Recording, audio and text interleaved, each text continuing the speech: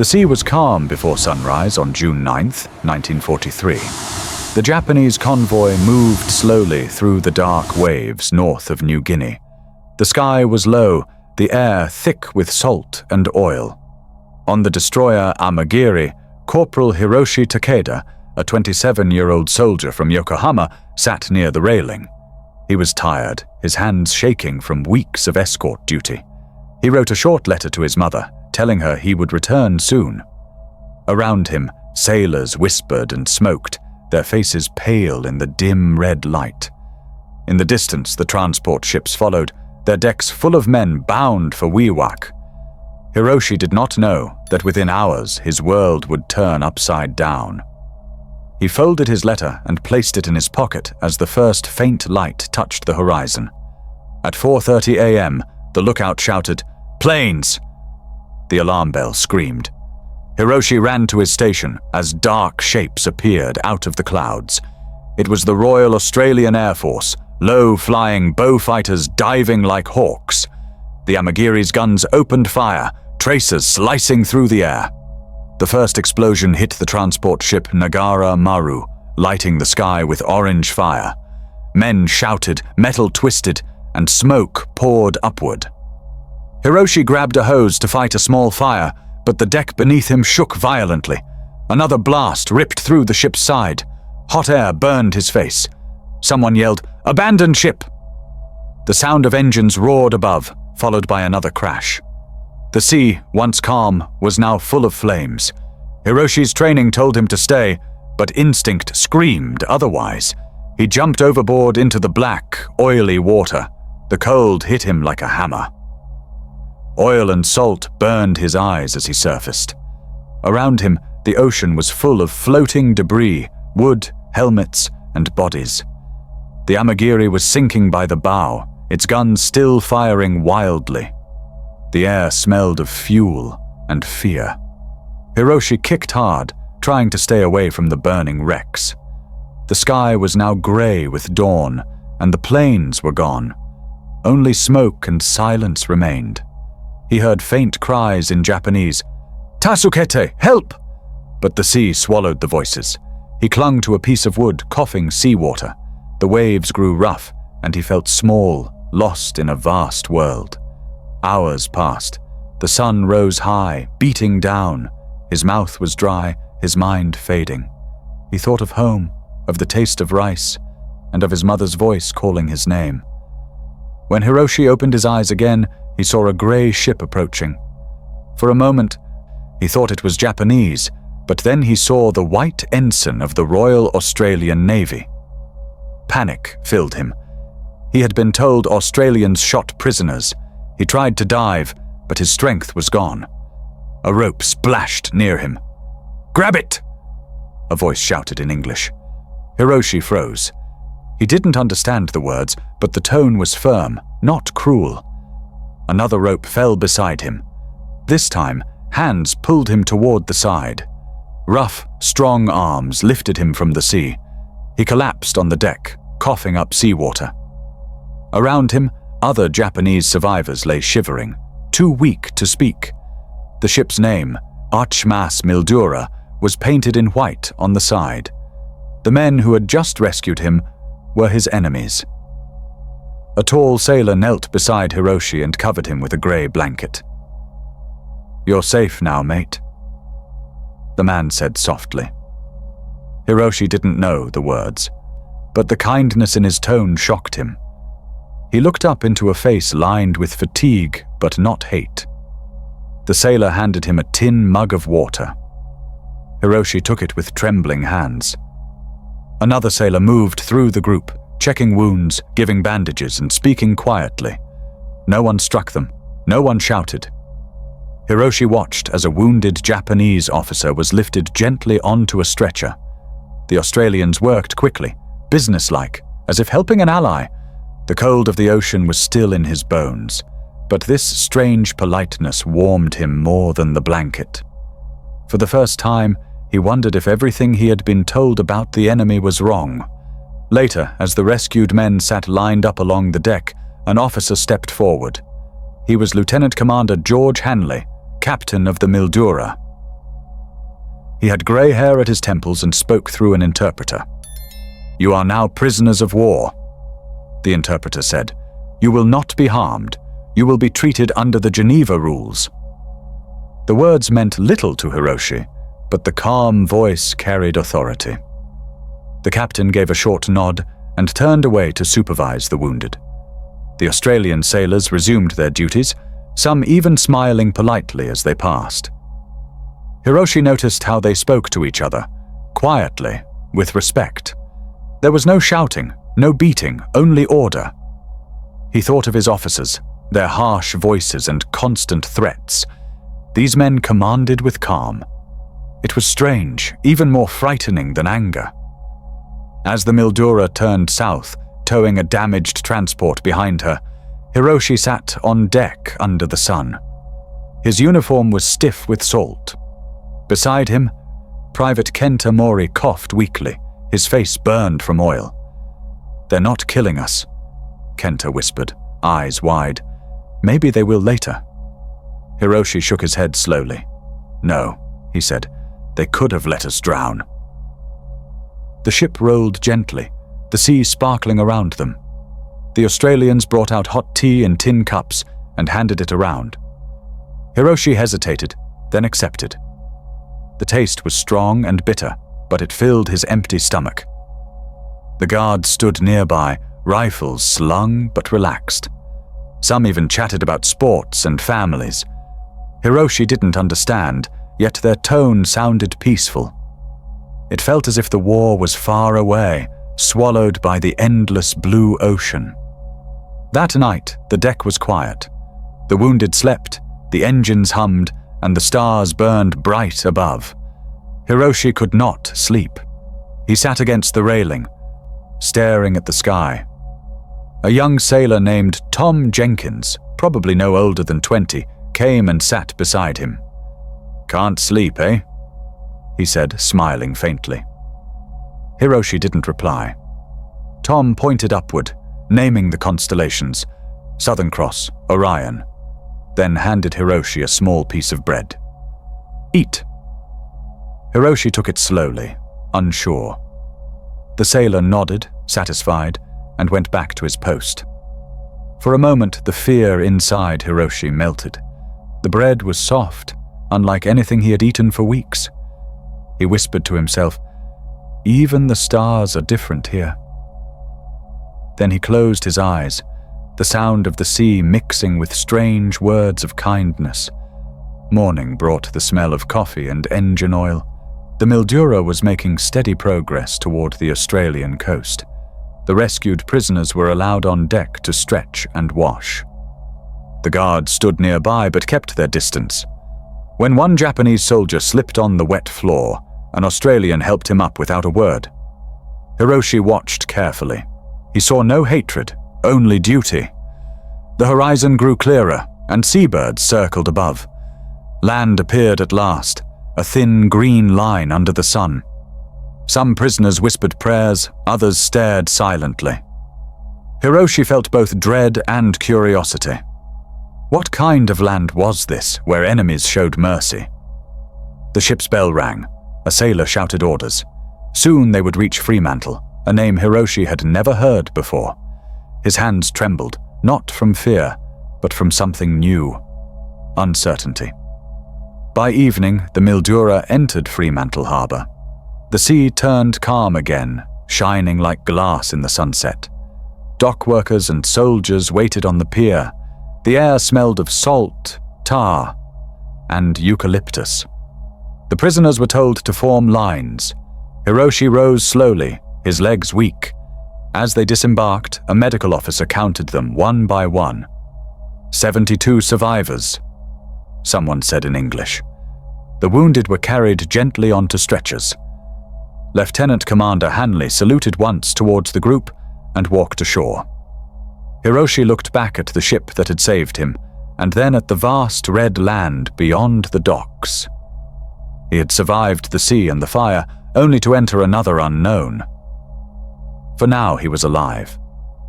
The Australian flag flapped quietly above him, and he realized with disbelief his war had only just begun. Hiroshi stepped onto the wooden pier, his boots heavy with dried salt. The air was warmer here, carrying the smell of eucalyptus and smoke from the harbor. Around him, Australian soldiers moved with quiet order, guiding the Japanese prisoners into lines. Their uniforms were lighter, khaki instead of grey. None shouted or pushed. One man even smiled briefly as he handed Hiroshi a canteen of water. It was the first time since the sinking that he felt ground beneath his feet. He tried not to stare at the bright blue sky or the wide open land beyond the docks. Everything felt too big, too empty. Back home in Japan, the air had always been filled with noise, people, and movement. Here, the silence seemed alive. He clutched his small bundle of belongings and wondered what kind of place this strange country really was. They marched from the pier toward a group of long sheds by the railway. The floorboards creaked under their wet boots. Inside, the air smelled of disinfectant and dust. The prisoners were told to sit on wooden benches. Australian clerks at tables wrote names, numbers, and units in neat handwriting. A young interpreter, half Japanese, translated each order calmly. When Hiroshi's turn came, he said his name and rank in a quiet voice. The officer nodded and tagged his sleeve with a small card that read PRW 4831. Then another man cut off his tunic buttons for inspection. "Sorry, mate," the soldier muttered as the scissors snipped through the cloth. Hiroshi blinked. The word sorry was soft and strange. He had never heard an enemy apologize before. It made him more uneasy than a shout would have. At the next station, a nurse checked his burns. She wore a white cap and smelled faintly of soap. She cleaned the raw skin on his shoulder with cool water and covered it with bandages. "You'll be right," she said kindly, though he could not understand the words. Her hands were gentle and sure. Hiroshi stared at her face, expecting coldness but found only quiet focus. He lowered his eyes in shame. Back on the Amagiri, he had seen nurses who barely looked at wounded men. Here, the enemy treated him as if he mattered. The thought confused him deeply. When she was done, she gave him a biscuit and pointed to the next table. He bowed awkwardly in thanks, but she had already moved on to the next man. The prisoners were searched for weapons and valuables. Watches, knives, and photographs were collected carefully and placed in envelopes with each man's name. An officer explained through the interpreter that everything would be returned after the war. Some laughed bitterly at the promise, but Hiroshi said nothing. When it was over, they were led back outside into the blinding sunlight. A cool breeze carried the smell of the ocean behind them and the dry, grassy scent of the land ahead. Hiroshi saw white birds circling overhead and trees with pale trunks peeling like paper. He had never seen such plants. Even the light seemed different here, too sharp, too clean. It made his eyes ache. A naval lieutenant beside him, Sato, whispered, "They treat us like men, not animals." Hiroshi nodded slowly but could not decide if that was kindness or another trick. As the sun climbed higher, the prisoners were lined up beside a long train waiting on the siding. It was not a cattle car, as Hiroshi had feared, but an old wooden passenger train with benches and small windows. A guard at the door waved them in one by one. Inside, it was stuffy but clean. There was even a pot-bellied stove in the center, though it was unlit. Hiroshi sat near the window. Through the glass, he saw Australian soldiers loading boxes marked rations. The word meant little to him, but the smell of bread drifted through the air. A guard, the same man who had handed him water earlier, came down the aisle with a tin bucket of tea. "Here you go, fellas," he said cheerfully, filling cups for them. Hiroshi held the warm cup between his palms, unsure if he was allowed to drink. The guard just nodded and moved on. When the whistle blew, the train jerked forward. Hiroshi felt the vibration beneath his feet as the cars began to roll out of the harbor. He looked through the window as Fremantle slipped away. The cranes, the ships, and the sea fading into distance. Beyond the town stretched miles of golden fields and scattered trees. He pressed his forehead against the glass, watching houses disappear, replaced by open land. The sky seemed endless, the color of pale steel. Kenta Mori, sitting beside him, whispered, "So empty. Where are the people?"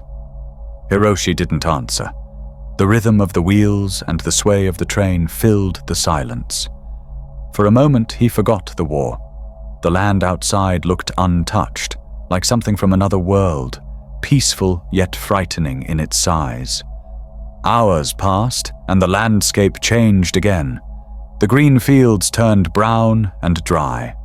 Hills rose and flattened into stretches of red soil and scrub. Herds of cattle grazed in the distance, watched by men on horseback. Sometimes small towns appeared, a few houses, a windmill, and a dusty road, and then vanished again. The guards moved through the carriages, checking quietly that everyone had water. They spoke with a calm tone, never shouting. Sergeant Bill McKenzie, a broad man with graying hair, stopped near Hiroshi's seat. "Long way yet, lads," he said, patting the side of the carriage. "Best get some rest." Hiroshi didn't understand the words, but the tone reminded him of his own father. He realized these men were not the monsters his officers had described. They were simply men doing a job. As night fell, the temperature dropped. The guards lit the stove in the center of the carriage. Its glow flickered across tired faces. Someone hummed softly in Japanese. Another whispered a prayer. Outside, the moon rose over the plains. Hiroshi watched the shadow of the train stretching across the land like a long, moving snake. Occasionally, sparks flew from the engine, drifting into the dark. He thought of his letter to his mother, still folded in his pocket. Would she ever know he was alive? The thought twisted in his chest. Kenta had fallen asleep beside him, his head resting on his arms. Hiroshi wanted to sleep too, but the sound of the rails and the strange scent of the desert kept him awake. He had never felt so far from home. The second day was hotter. The air inside the carriage grew thick, and sweat ran down their faces. The guards opened the small windows to let in wind and dust. A soldier handed out tins of food, corned beef and biscuits. Hiroshi ate slowly, tasting the salty meat. The guard gave him 2 cigarettes with a grin. "Don't smoke them all at once, mate," he said, laughing. Hiroshi stared at the cigarette like it was a piece of gold. The guard didn't wait for thanks. He just moved to the next man. Hiroshi tucked the cigarettes carefully into his pocket.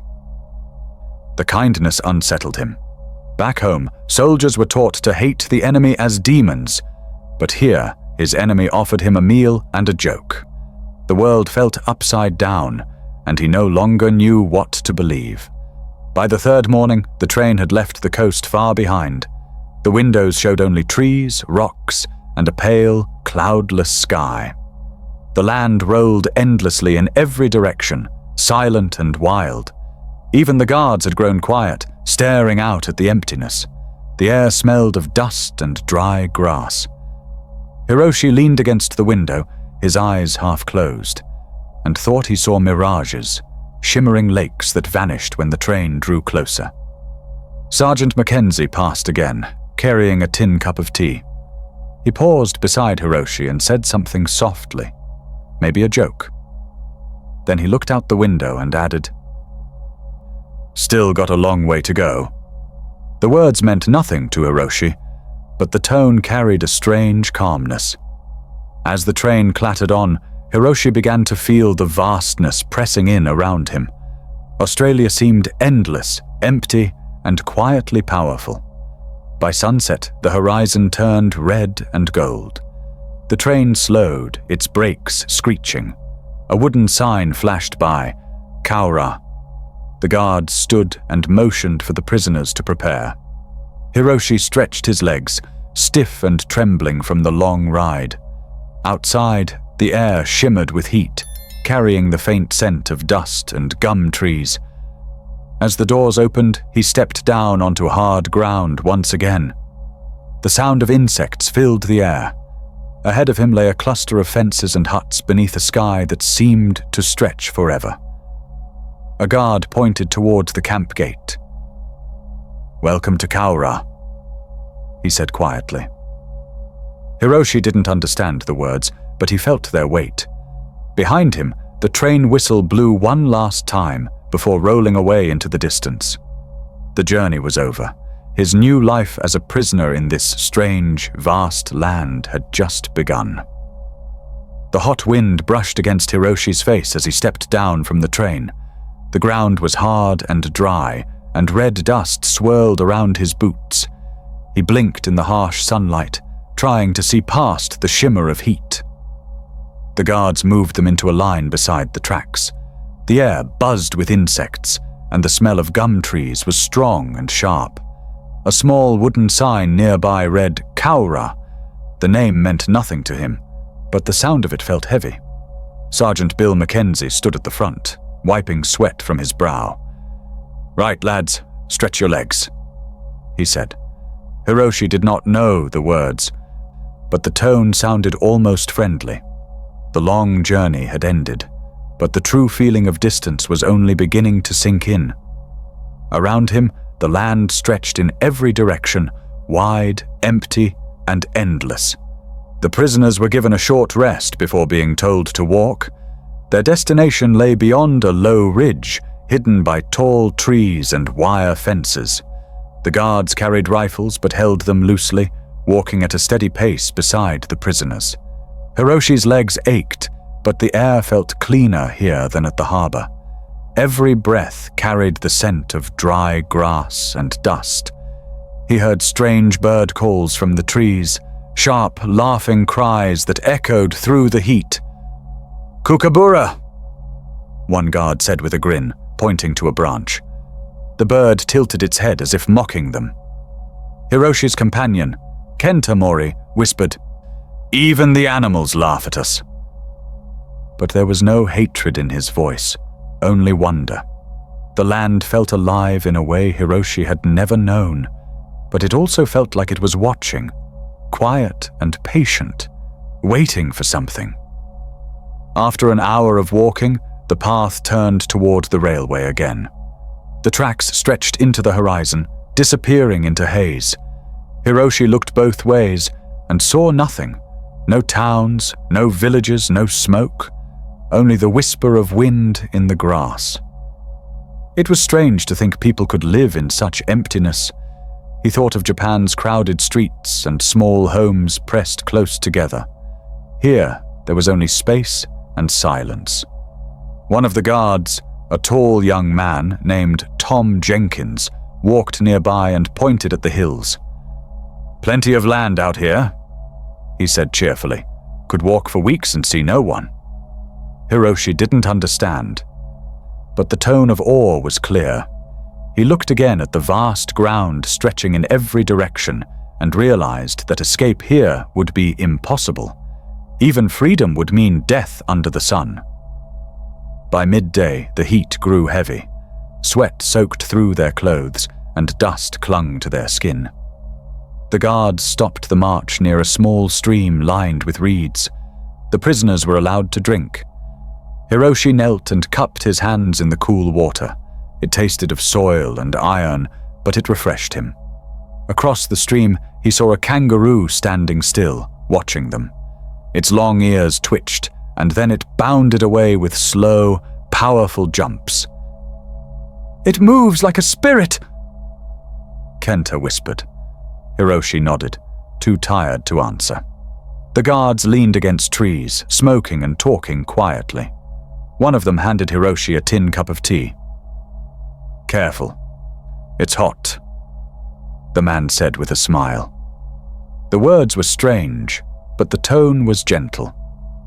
Hiroshi bowed his head slightly in thanks, still unsure if he was supposed to accept such kindness. When the group finally reached the top of a small hill, they could see the camp ahead. Rows of wooden huts stood behind wire fences, their roofs shining in the sunlight. A tall flagpole rose in the center, the Australian flag flapping slowly in the wind. Guard towers watched over the compound, but the atmosphere seemed quiet, almost sleepy.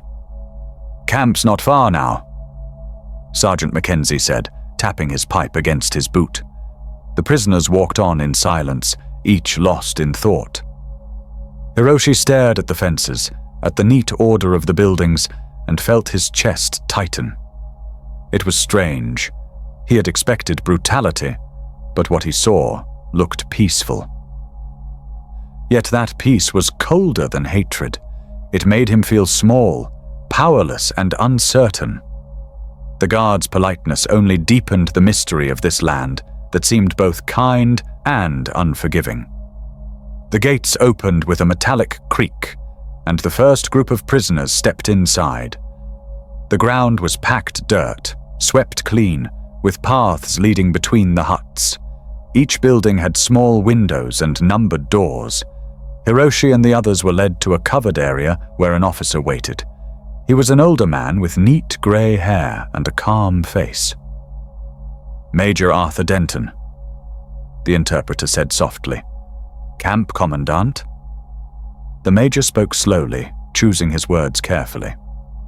"You are prisoners of war under the protection of His Majesty's army," he said. "You will be treated fairly. Follow the rules, and no harm will come to you." Then he bowed slightly, a gesture of respect. The Japanese prisoners, unsure what to do, bowed back deeply. The moment felt surreal, a polite exchange between enemies in the middle of nowhere. After the speech, the groups were separated by rank. Hiroshi was placed among the enlisted men and led to a long wooden hut. Inside, there were bunks made of rough boards and straw mattresses. The air smelled of pine and soap. Sunlight filtered through the slats, turning the dust into golden threads. A small table stood at the center with metal cups stacked neatly. "You'll sleep here," a guard said, motioning with his hand. Hiroshi nodded and sat on the edge of his bunk. The wood creaked softly under his weight. For the first time in weeks, he was not on the move. Through the open door, he could see the bright blue sky and hear the rustle of leaves. The quiet was unsettling. It was not the silence of fear, but of something deeper, a silence that made him feel forgotten by the world. In the evening, they were given a meal of bread, soup, and a piece of meat. The food was plain but filling. Hiroshi ate slowly, surprised by the taste of butter and salt. Kenta grinned weakly beside him. "Better than the army rations," he said in Japanese, and Hiroshi almost laughed. The guards walked between the tables, collecting empty bowls and speaking softly. There was no shouting, no punishment for mistakes. When one prisoner spilled his soup, the guard simply handed him another bowl without a word. It was small, ordinary kindness, but it broke something inside Hiroshi. He thought of his officers back home, who demanded obedience through fear. Here, discipline came through calmness and routine. It was both comforting and strange, as if the Australians believed order was stronger than anger. That night, the camp was quiet.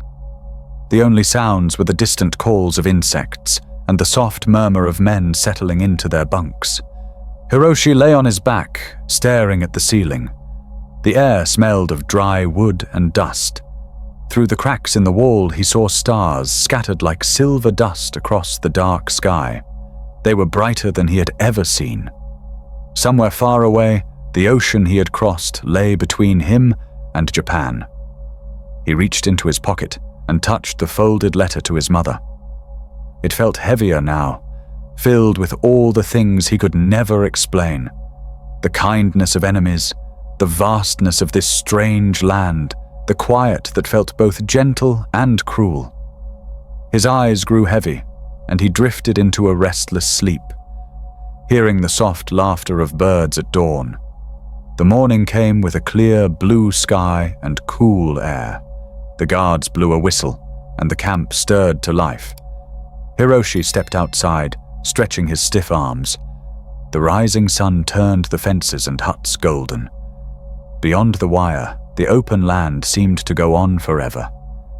He breathed deeply, filling his lungs with the sharp scent of eucalyptus.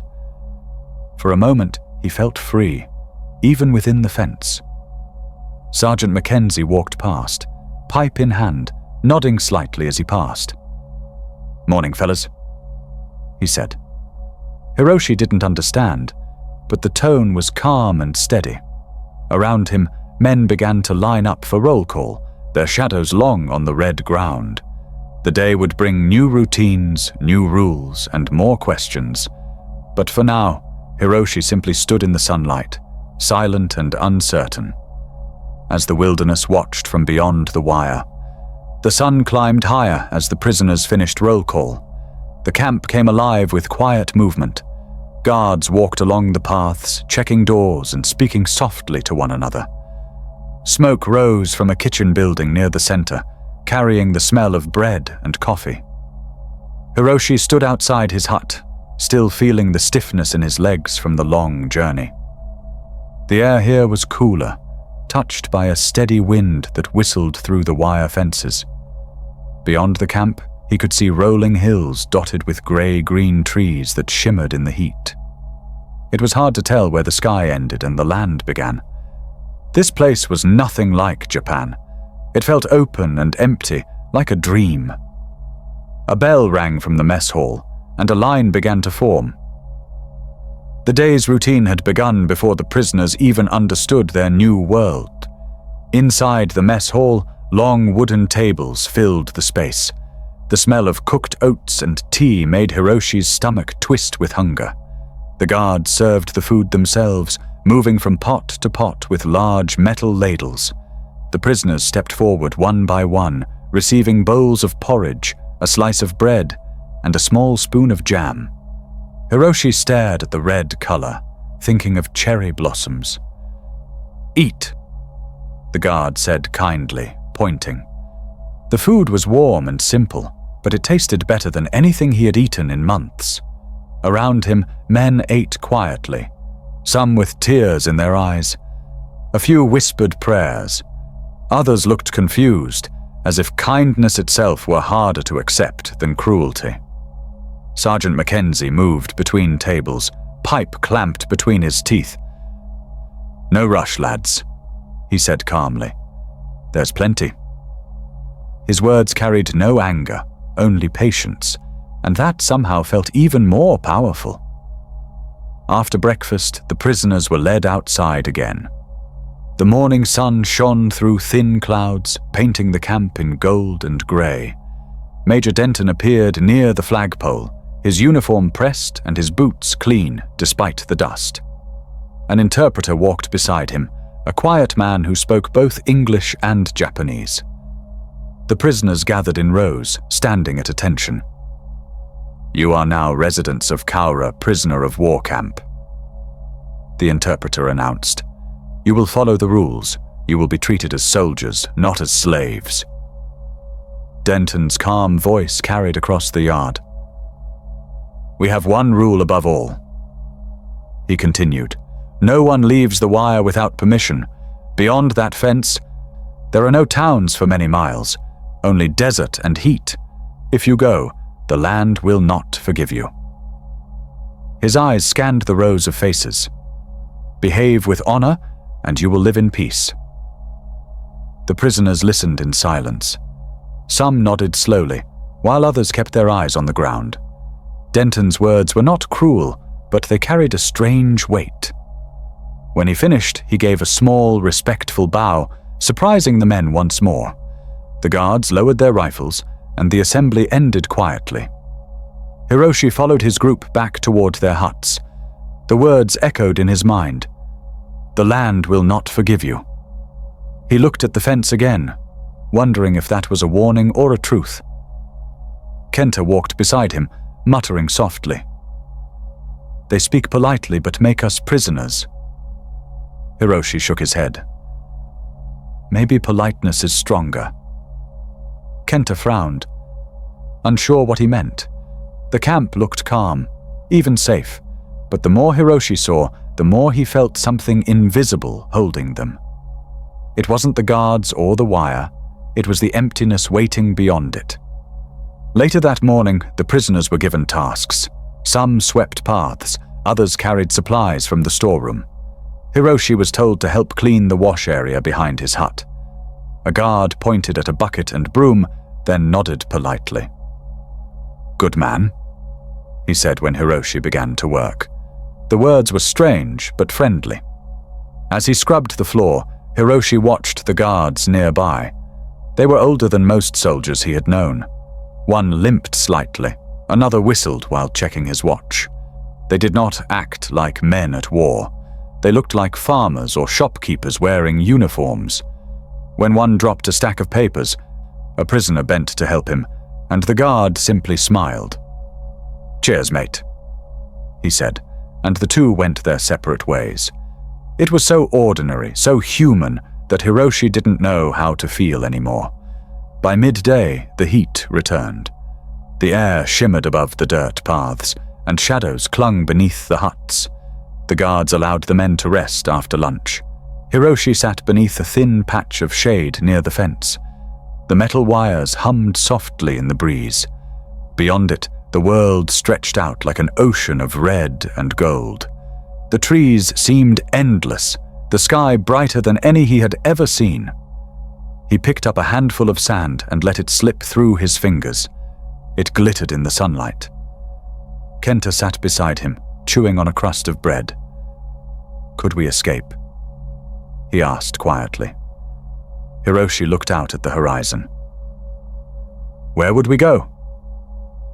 The question hung in the air like dust. The land itself looked like a trap, beautiful, vast, and deadly. He closed his eyes, trying to imagine how far home really was. In the late afternoon, the guards opened the gates leading to a fenced courtyard. The prisoners were told they could walk there for exercise. Hiroshi joined the others, stepping out into the sunlight. The air smelled faintly of wood smoke and grass. Some men stretched, others simply stood, blinking at the light. A few guards leaned on their rifles, chatting lazily. The atmosphere was calm, almost like a quiet town square. Then one of the guards, a young man with sandy hair, began to toss a ball back and forth with another. A group of prisoners watched in silence until one brave soldier asked if he could join. The guard shrugged and threw him the ball. Laughter broke the stillness for the first time.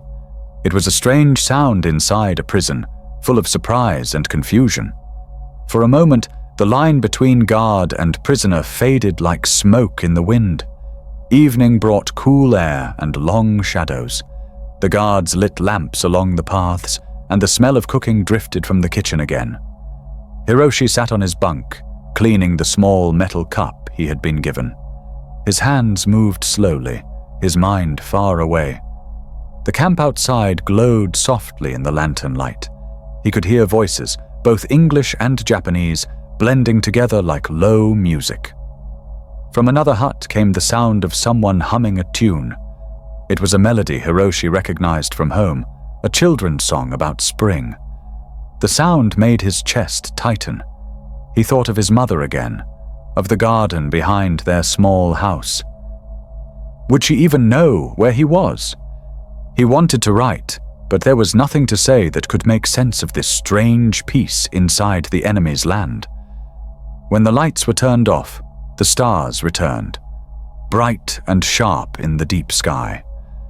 Hiroshi lay awake, staring through the window above his bed.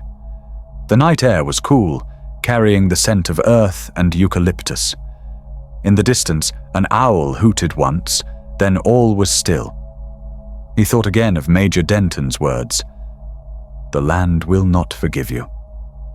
He understood now that this place needed no guards to hold them. The wilderness itself was the wall, endless and silent. He turned on his side, listening to the steady breathing of the other men. For the first time, he did not dream of the sea or of battle. he dreamed of walking through tall grass under a sun that never set. When he woke just before dawn, he could still hear the wind whispering outside the hut, quiet but full of meaning. As the first light touched the horizon, a bugle sounded across the camp. The day was beginning again, slow and certain. Hiroshi stood by the window, watching the guards make their morning rounds. The world outside the fence shimmered under the pale pink sky. Everything felt clean, untouched, and far away from war. For a brief moment, he forgot he was a prisoner. The fences looked less like walls and more like lines drawn on sand, strong now, but fragile against the vast land beyond. Somewhere out there, the world was still fighting, but here there was only stillness. He turned as Kenta stirred awake and rubbed his eyes. "Another day," Kenta said softly. Hiroshi nodded, looking toward the open fields. The war, the fear, and the hate all felt small now, swallowed by the polite order of this strange and silent land. Morning light spilled through the thin windows, waking Hiroshi before the bugle sounded. The camp was already stirring with quiet movement. Guards walked past the huts, calling for roll call in calm voices. The air smelled of dust and tea. Hiroshi pulled on his shirt, now faded and patched, and joined the line outside. The sun was still low, turning the red dirt to soft gold.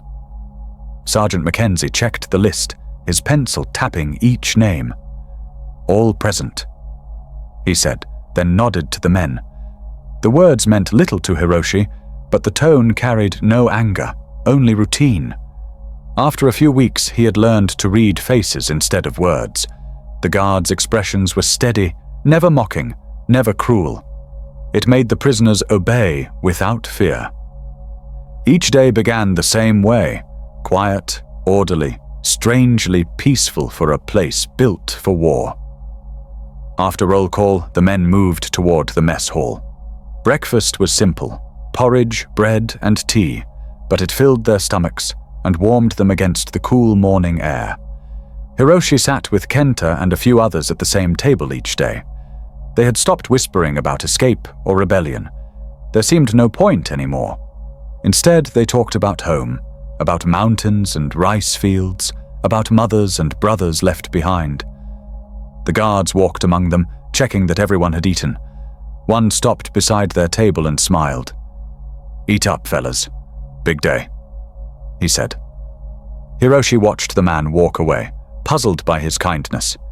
In his old life, meals were eaten under barking orders. Here, no one shouted. The silence between people was not fear, it was respect. The food was plain, but the quiet made it taste better somehow, like something earned rather than given. Work began soon after breakfast. Each prisoner was assigned to a group. Some tended the gardens, others repaired fences or carried supplies. Hiroshi was placed in the vegetable patch, where rows of green shoots reached up from the dry soil. The guard supervising them was an old man named Thomas Reed, who had a limp from an earlier war. He smoked a pipe and spoke slowly, often using gestures to explain what he wanted. "Turn the soil," he'd say, pointing with the handle of his shovel. Hiroshi followed carefully, and Reed would nod in approval. There was no shouting, no punishment for mistakes. Over time, Hiroshi began to enjoy the work. The smell of wet soil reminded him of the garden his father once kept behind their house in Yokohama. He found comfort in the rhythm of digging, planting, and watering. Each seed that sprouted felt like a small victory against despair. The guards' politeness never changed, and that confused many of the prisoners. Some believed it was a trick to make them weak. Others said it was simply the Australian way. Lieutenant Sato, the highest ranking among them, grew restless. He still believed in strict discipline. Every morning, he ordered the men to stand straight, to bow before entering the huts, and to salute the flag they no longer had. "Do not forget who you are," he told them. "We are soldiers of the Emperor." but few listened anymore. The war felt distant, fading like an old dream. Hiroshi began to see the difference between honor and pride. Honor could live quietly, even in defeat. Pride only made men blind. When Sato scolded a young soldier for laughing with a guard, Hiroshi looked away. He no longer wanted to fight the world. He wanted to understand it. One afternoon, while carrying tools back from the garden, Hiroshi saw Sergeant McKenzie sitting under a tree, cleaning his pipe. The old man looked up and nodded. "Good work today," he said. Hiroshi bowed politely. McKenzie pointed to the plants nearby. "Tomatoes?" he said, then smiled. "Soon you'll be feeding us, eh?" The joke made Hiroshi laugh softly. The guard chuckled too and tapped his pipe against his boot. It was a small, simple moment, but it felt larger than any battle Hiroshi had fought. He realized that kindness did not make a man weak. It made him steady. Later, when he told Kenta about the encounter, his friend grinned. "Maybe they will ask you to cook next," he said. Hiroshi shook his head, smiling faintly. The laughter felt light, easy, and it stayed with him long after the sun had set. The camp changed slowly as the months passed. The prisoners built small gardens beside their huts, carving tiny canals to carry water. Some began making toys and carvings from spare wood. The guards encouraged it, even helping to find tools. In the evenings, they allowed music to be played from a small radio near the mess hall. The sound carried softly across the camp, a mix of distant voices and songs none of the prisoners understood, yet it filled the silence with warmth. One evening, a guard asked if anyone could play an instrument. A young soldier named Takumi stepped forward with a handmade flute. He played a slow tune from home, gentle and sad. When he finished, even the guards applauded. Hiroshi saw McKenzie wipe at his eye discreetly. For that short moment, they were no longer enemies, only men sharing the same night sky. Rain came in early autumn. The dry ground turned soft and smelled of life. The prisoners worked to cover the gardens, laughing when the mud splashed their faces. The guards didn't stop them. They joined in the effort, helping to fix broken fences. "Bloody weather," one muttered, shaking water from his hat. Hiroshi smiled at the strange English word he'd heard so often. Bloody. It sounded harsh, but was always said with humor. Inside the huts, wet clothes hung near stoves, and the air grew thick with steam and smoke. The guards brought extra blankets without being asked. When the rain stopped, a rainbow appeared over the hills, faint but wide. Many prisoners stood outside staring at it. "Maybe it means good luck," Kenta said softly. Hiroshi nodded, though he wasn't sure what luck meant anymore. Survival itself felt like enough.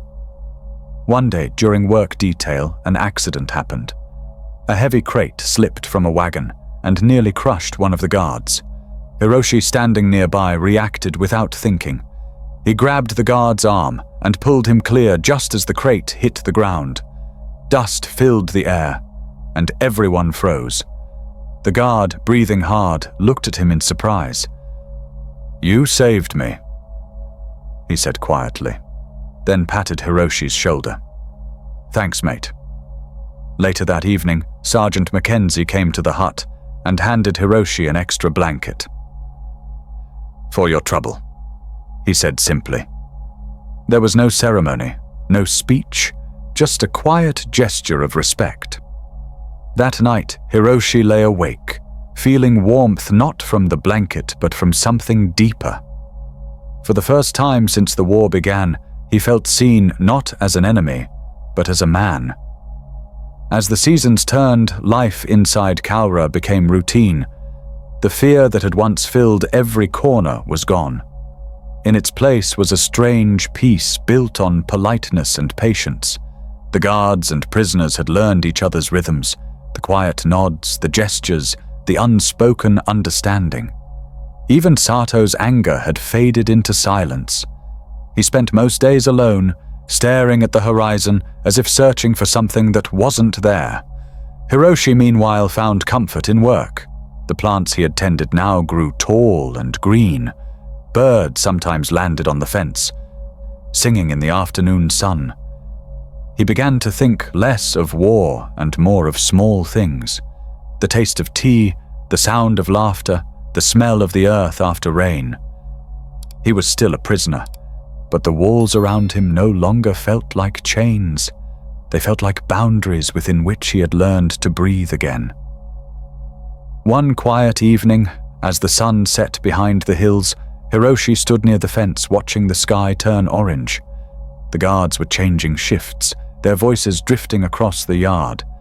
He could see McKenzie in the tower, lighting his pipe as usual. The old man raised a hand in greeting, and Hiroshi returned the gesture without thinking. The moment was simple, almost ordinary, yet it carried the weight of everything that had changed. He thought of how he had feared these men when he first arrived, how their politeness had seemed like a weapon. Now he understood it differently. Politeness here was not weakness or trickery. It was strength, a quiet kind that needed no shouting. As darkness settled, he whispered to himself, "We are all just men trying to live." The wind carried his words away into the open fields, and for once the silence felt kind. The days had grown longer, and the sun now burned hotter over the camp. The fields outside shimmered with heat, and the air smelled of dust and dry leaves. Inside the wire, life seemed calm, but under the surface, tension had begun to rise. Some prisoners, restless from months of routine, whispered about escape. Lieutenant Sato was among them, his pride still strong despite the quiet peace that had settled over everyone else. He spoke softly to a few trusted men, his eyes hard with determination. "We cannot stay here forever," he said. "It is shameful." Hiroshi listened from a distance but said nothing. He had no wish to die in the desert.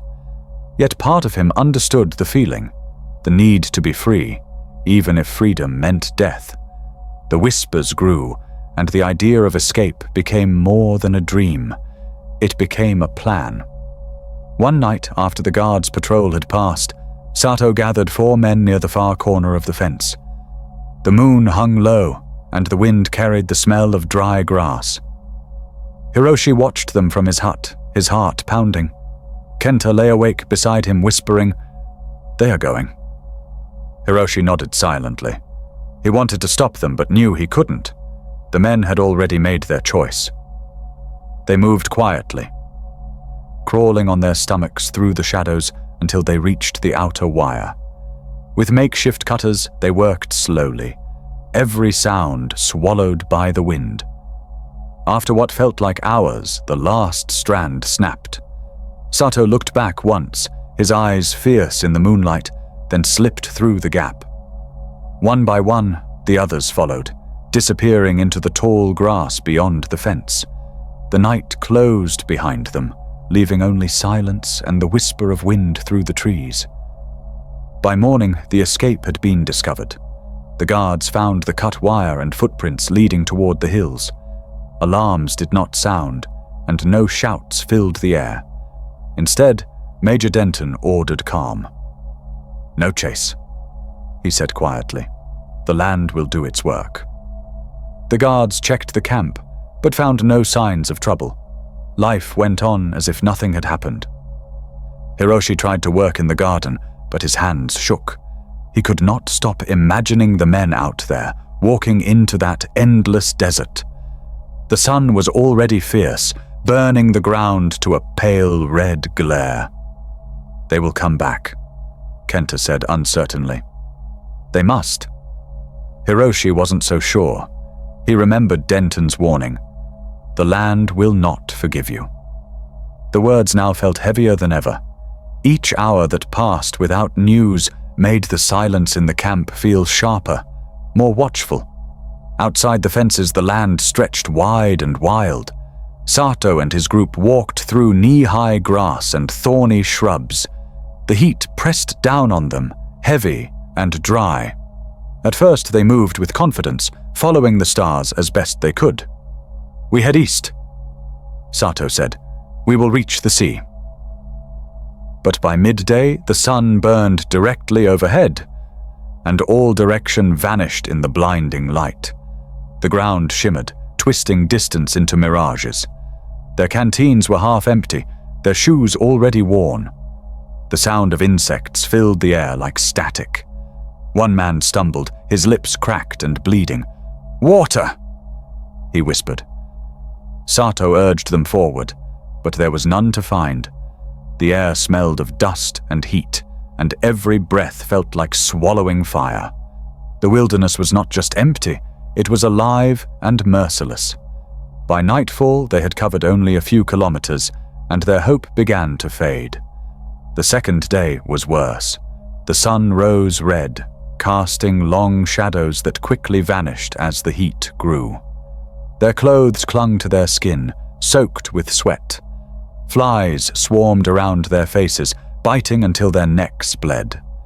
The desert seemed endless, stretching into a wall of light. They found a shallow creek bed, but it was dry as bone. One man fell to his knees, scooping handfuls of sand into his mouth. Sato pulled him away roughly. "Stand up! We are soldiers!" he shouted, his voice hoarse. But his own steps faltered. The land mocked them with silence. In the distance they thought they saw trees and water shimmering, but when they reached it, there was nothing. Only more red dust. That night, they huddled together under a blanket of stars, too tired to speak. The wilderness watched them quietly, as if measuring their resolve.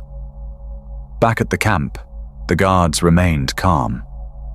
There was no anger, no talk of punishment.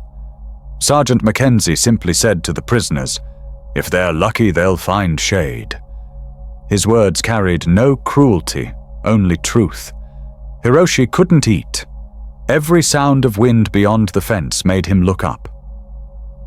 On the third evening, a figure appeared on the horizon. It was one of the escapees, crawling through the grass, skin burned and torn. The guards ran to the gate and carried him inside. His eyes were hollow, his lips cracked, and he could barely whisper. "Sato, still out there," he muttered before fainting. The guards gave him water and laid him in the shade. Major Denton stood beside him, shaking his head slowly. "The desert has spoken," he said softly. That night, the camp was silent again, but the air felt heavier, as if the land itself was watching through the dark. Sato and the last two men stumbled onward for another day, driven by stubborn pride more than strength. Their faces were blackened with dust, their eyes narrow slits against the sun. The ground was cracked and lifeless. When the second man collapsed, Sato tried to lift him, but his legs gave out. He sat in the dirt, breathing hard, staring at the horizon. "We cannot lose," he whispered to himself. But there was no enemy here to fight, no glory, no audience, only the wind. As the sun set, the air cooled and the stars came out again, bright and cold. Sato lay back on the ground and stared at them. For the first time, he felt small, like a leaf lost in a storm. He thought of Japan, of mountains and rain. Then the darkness folded over him, quiet and endless. By morning, there was nothing but silence and sand. 2 days later, a search team found the bodies. The guards carried them back in silence, their faces grim. The remaining prisoners gathered near the gate as the stretchers passed. No one spoke. There was no triumph, no anger, only understanding. The wilderness had done what bullets could not. Hiroshi looked at the still faces and felt something deep inside him shift. The land had not been cruel for cruelty's sake. It had simply been itself, vast, indifferent, unchanging. He realized then that they were not truly prisoners of the Australians. They were prisoners of the land, caught between survival and surrender. That evening, Major Denton stood before them and said quietly, "This country shows no mercy, but it teaches respect. Remember that." His voice carried through the camp like wind over dry grass. No one dared to answer. After that, something changed among the prisoners. No one spoke of escape again. The fences no longer felt like chains. They felt like shelter. The guards noticed it too. There was a new calm in the camp, a shared understanding that went beyond words. Hiroshi returned to the garden, his hands moving slowly through the soil. He thought of the men who had gone into the desert, their courage and their pride. He understood now what Denton had meant all along. The true prison was not made of wire or guns, but of the wilderness that surrounded them. It was too big to conquer and too silent to reason with. When Sergeant McKenzie passed by, pipe in hand, he stopped to watch Hiroshi work. "Good soil, eh?" he said with a faint smile. Hiroshi nodded. The guard didn't need to explain. The land had already said everything. That night, the camp was quiet except for the soft whisper of wind through the trees. Hiroshi sat outside his hut, staring beyond the fence where the moonlight touched the hills. The stars glittered above him, sharp and cold. Somewhere out there, the land stretched on without end. It didn't care about nations or wars. It simply existed, eternal and untamed. He thought about how small he was, how fragile human pride seemed under such a sky. Kenta joined him, sitting down in silence. For a while, neither spoke. Finally, Kenta said softly, "The land is stronger than men." Hiroshi nodded, eyes still fixed on the horizon. "Yes," he whispered, "and it forgives no one." The wind carried his words into the dark, and for the first time since his capture, Hiroshi felt at peace. Not because he was free, but because he finally understood what freedom really meant. Winter passed, and spring came softly to Cowra. The cold winds faded, and green shoots began to push through the dry soil. The camp looked different now, tidier, almost peaceful. The prisoners worked each morning in the gardens, repairing fences, and building new sheds. The guards moved among them without suspicion. There were no more talks of escape. The fences still stood, but no one tested them. The land beyond was enough of a reminder. Hiroshi found comfort in the routine, the rhythm of work, meals, and quiet evenings. He felt older somehow, though only months had passed. The memories of war had grown faint, like echoes fading over water. Even Sergeant Mackenzie's voice, once sharp, now sounded almost fatherly. When he walked by smoking his pipe, the men nodded in respect. And he nodded back. The camp, once a symbol of defeat, had become something else. A strange kind of home. The weather warmed quickly, and the garden thrived. Rows of tomatoes and beans stretched across the red earth. Hiroshi worked with his hands in the soil, feeling life rise again from the ground. Sometimes he caught himself humming without realizing it. Kenta teased him, saying he sounded like an old farmer. Hiroshi only smiled. "Maybe that's better than a soldier," he said quietly. The guards helped build a small shelter beside the garden where tools could be stored. When one of them accidentally broke a handle, Hiroshi repaired it carefully with wire and glue. The guard thanked him, saying, "Good work, mate." The word mate had become familiar by now, a small sign of respect between men who no longer saw each other as enemies. The war outside still raged, but inside Cowra, time moved differently. The days were filled with work, food, and the slow return of dignity. Letters began to arrive in summer. One by one, names were called during evening roll. The interpreter handed out envelopes written in Japanese, each one carrying a piece of another world. When Hiroshi's name was called, he stepped forward, trembling. The paper smelled faintly of home. His mother's handwriting was small and careful. She wrote that Yokohama had been bombed, that their house was gone, but she was alive. She prayed for him every day. Tears filled his eyes as he read the words again and again. The guards gave him space, saying nothing. That night he sat outside under the stars, reading the letter by lamplight until the ink blurred from tears. Kenta sat beside him, silent. "You are lucky," he said softly. "My family was in Nagoya. No letters for me." Hiroshi put a hand on his shoulder. "Then tonight, my mother's prayers are for both of us." The letter changed something inside him. For months, Hiroshi had lived as if cut off from the world. But now the war felt real again. It wasn't just distant guns and rumors, it was home, broken and bleeding. He worked harder after that, pouring his strength into the soil and the plants. The guards noticed but said nothing. One afternoon, McKenzie found him still working after sunset. "You'll wear yourself out, lad," he said. Hiroshi shook his head.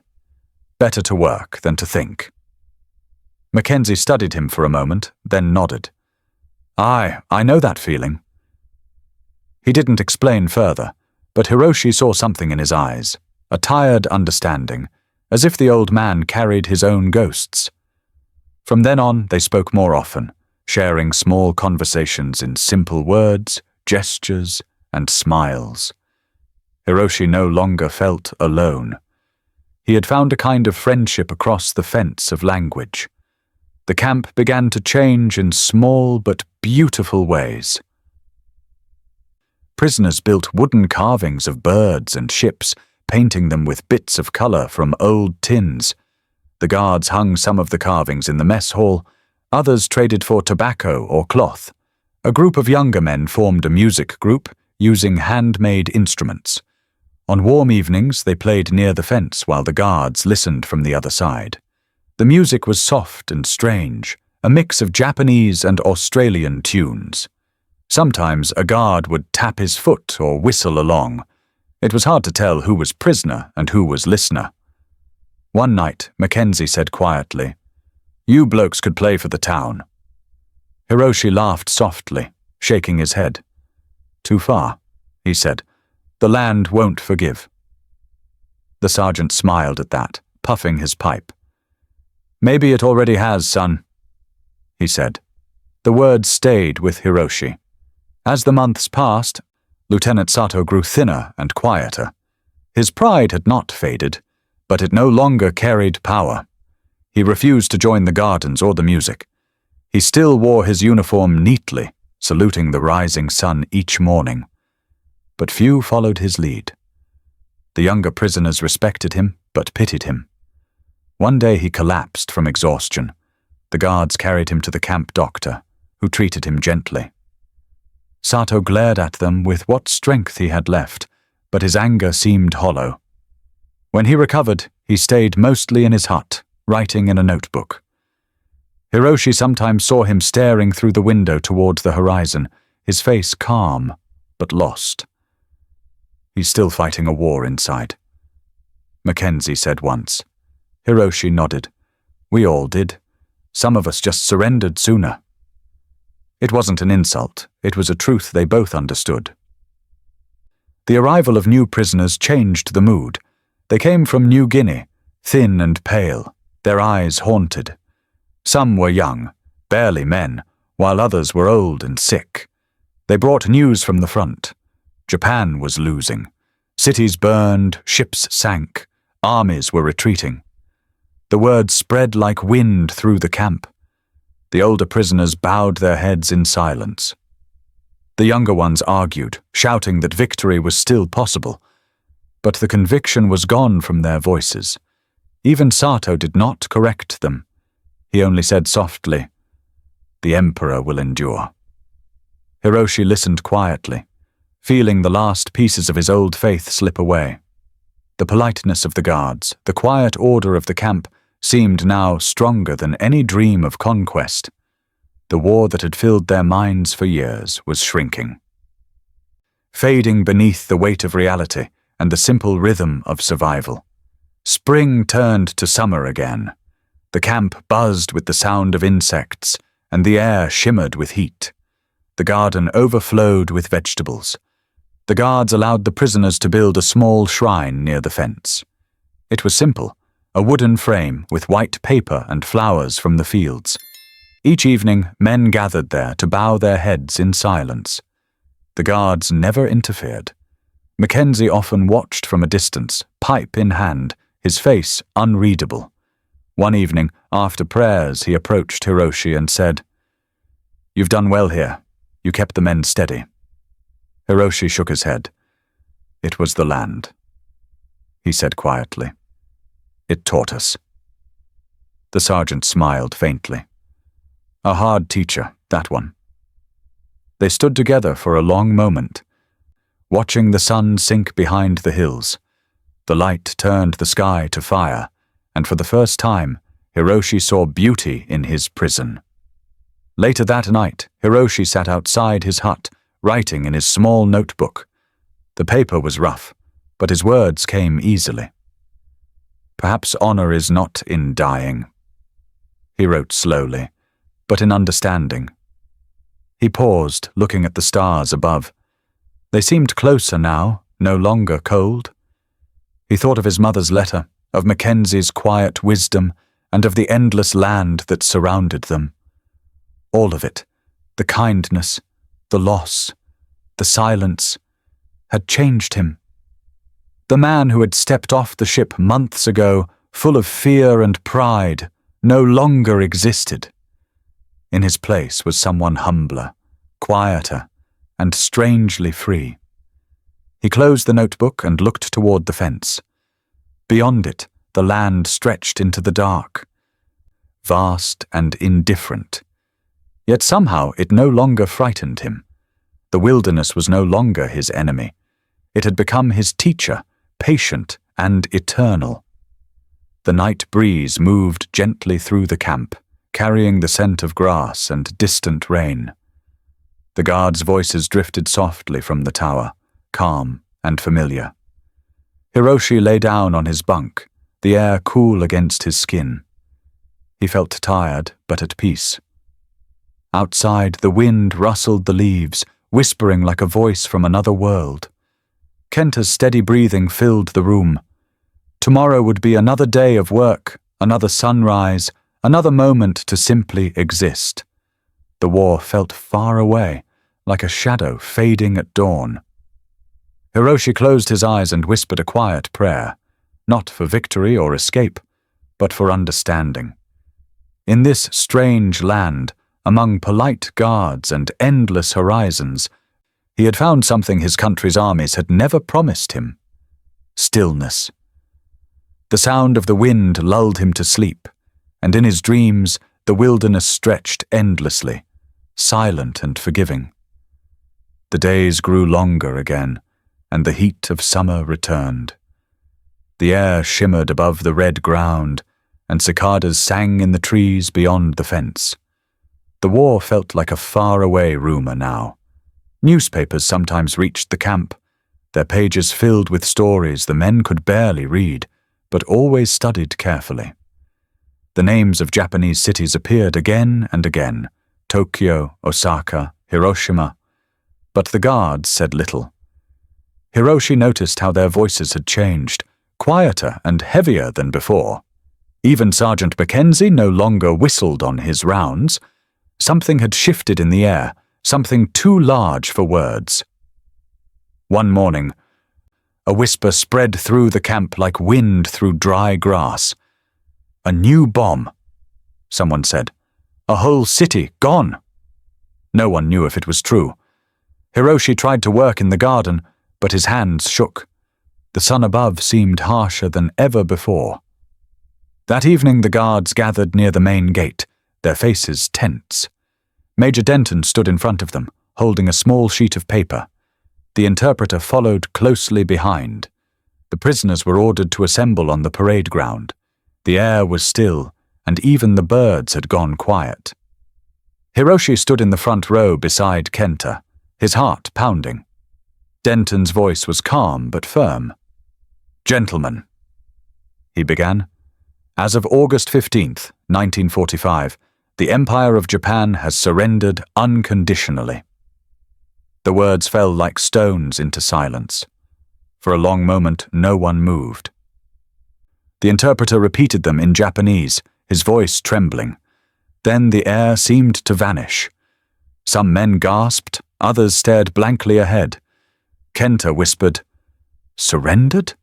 As if the word itself were impossible. Hiroshi felt dizzy. The world he had once known, the emperor, the army, the purpose of all their suffering, was gone. A sound broke the stillness. One of the younger prisoners screamed, "Lies!" His face was pale with rage. He was no older than 19, one of the new arrivals from New Guinea. He pushed through the crowd, shouting, "The Emperor will never surrender! You are liars!" The guards tensed, but Major Denton raised a hand for calm.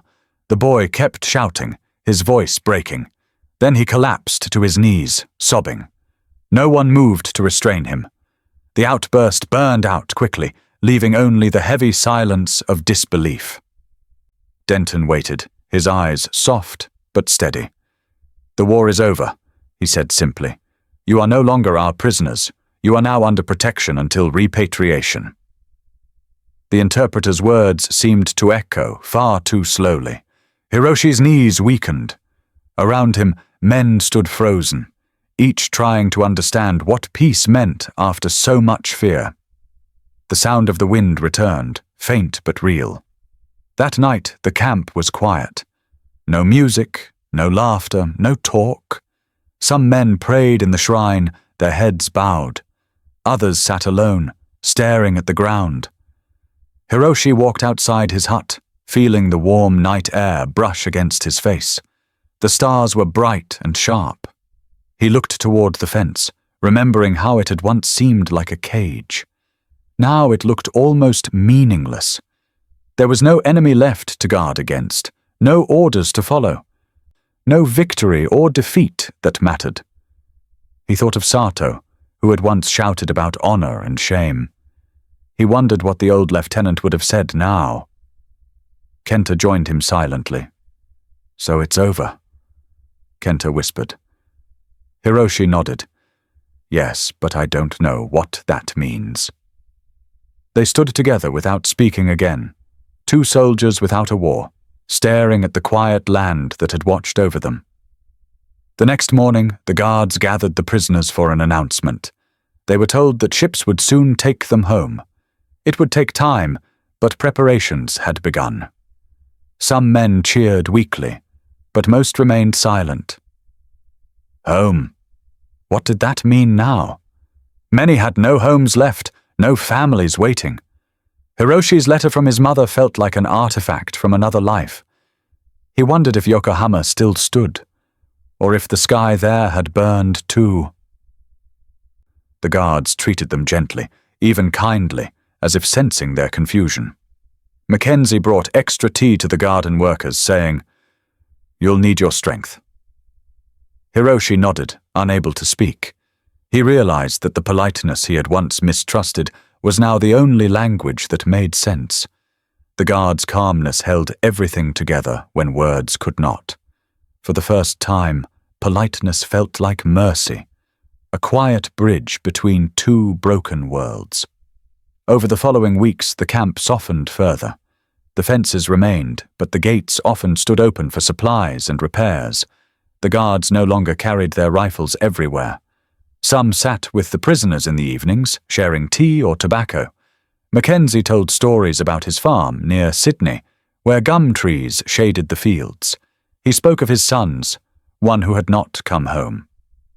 Hiroshi listened quietly, understanding only parts, but feeling the weight of the man's grief. "War takes from everyone," Mackenzie said, his voice rough. "Doesn't matter what side you're on." He looked at Hiroshi and smiled faintly. "We're all just people, eh?" Hiroshi nodded. He wanted to say more, but the words wouldn't come. The silence between them said enough. In that silence, Hiroshi finally felt what peace might mean. Not the end of fighting, but the beginning of understanding. The day of departure came early in September. Trucks rolled into the camp to take them to the port. The prisoners packed their few belongings, letters, carvings, small keepsakes. Hiroshi folded his mother's letter carefully and placed it in his pocket. The guards helped them load their things, working side by side without formality.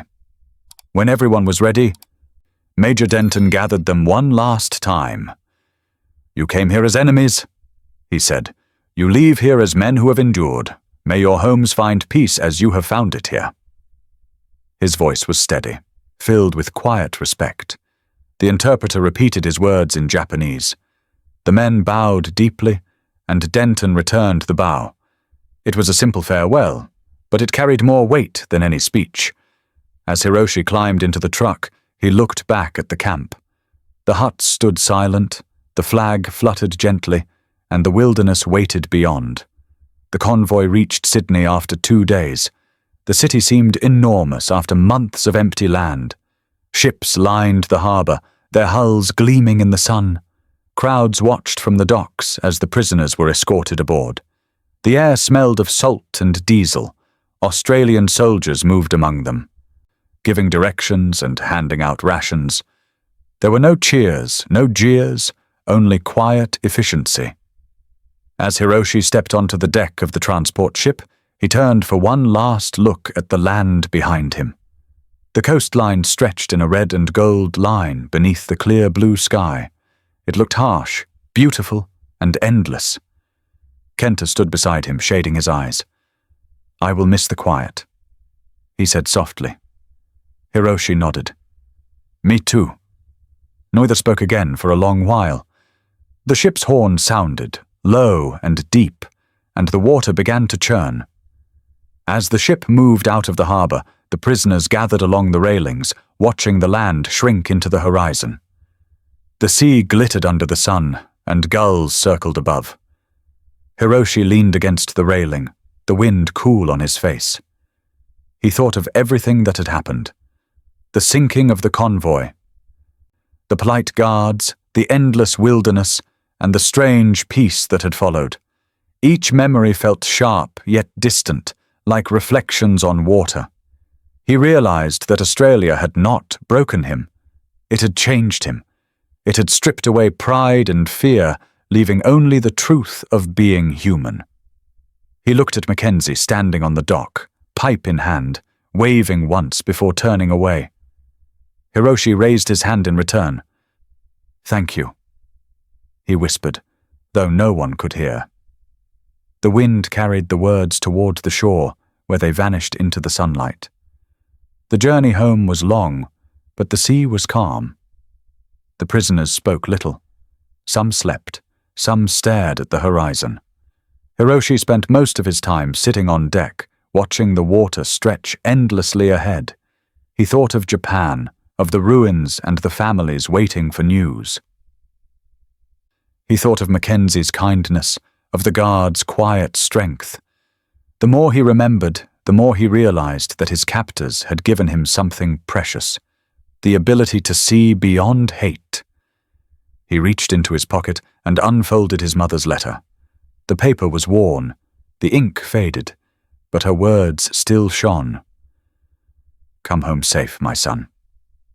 He smiled faintly. The sea breeze touched his face like a blessing. Ahead, the sun hung low over the water, bright and forgiving. Hiroshi closed his eyes and whispered to himself, "The war is over." This time, he believed it.